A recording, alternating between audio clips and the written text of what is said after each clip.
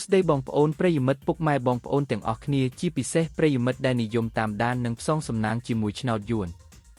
សូមស្វាគមន៍មកកាន់ Channel ដំបូលឆ្នោតរបស់ពួកយើងសាជាថ្មីម្ដងទៀតបាទជួបគ្នាជាមួយ Admin នៅថ្ងៃនេះគឺត្រូវនឹងថ្ងៃទី08ខែកក្កដាឆ្នាំ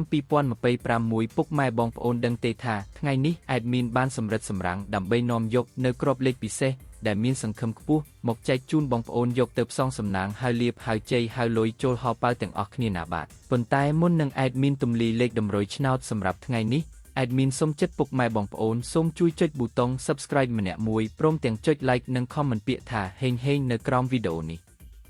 ម្នាក់មួយផងដើម្បីជាកម្លាំងចិត្តដ៏ធំធេងសម្រាប់ Admin ក្នុងការខំប្រឹងរកលេខល្អលេខឈុតមកចែកជូនបងប្អូនដោយឥតគិតថ្លៃជារៀងរាល់ថ្ងៃហើយការចុច Subscribe នេះដែរក៏ដើម្បីឲ្យពុកម៉ែបងប្អូនអាចទទួលបានវីដេអូតម្រុយឆ្នោតមុនគេបង្កើនឱកាសហេងមុនគេជារៀងរាល់ថ្ងៃផងដែរណាពុកម៉ែបងប្អូនតោះបើចុចរួចរាល់ហើយកុំឲ្យខាត់ពេលយូរយើងទៅមើលលេខសំណាងថ្ងៃនេះទាំងអស់គ្នាអូខេបងប្អូនចំពោះលេខត្រេង2ខ្ទង់ដែល Admin បានសម្រាំងទុកយ៉ាងស្អាតសម្រាប់ថ្ងៃនេះរួមមានខ្ទង់ទី1គឺលេខ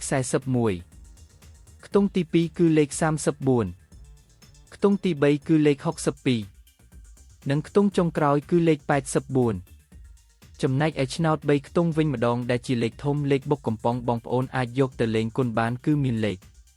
389គុណ643គុណនិងលេខ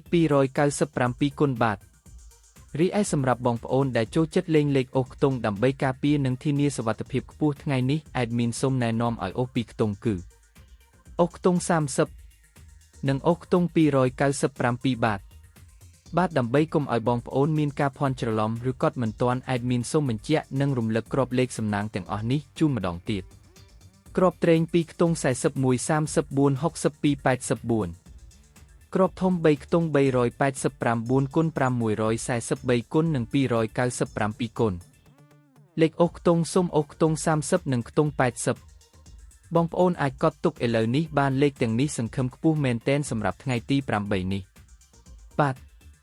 ឥឡូវនេះម៉ោងវេលានៃការចែករំលែកតម្រុយឆ្នោតយួនពី Channel ដំបូលឆ្នោតបានឈានចូលមកដល់ទីបញ្ចប់ហើយជាចុងក្រោយ Admin សូមលើកហត្ថបួងសួងជូនពរដល់ពុកម៉ែបងប្អូនទាំងអស់គ្នាឲ្យមានសំណាងល្អហេងទទួលបានលាភជ័យត្រូវទាំងលេខតូចត្រូវទាំងលេខធំចូលកប់ហោប៉ៅគ្រប់គ្នាណាបងប្អូនបាទសូមជម្រាបលានិងជួបគ្នានៅថ្ងៃស្អែកជាបន្តទៀតជាមួយ Admin ដដែលសំណាងល្អទាំងអស់គ្នាណាបាយ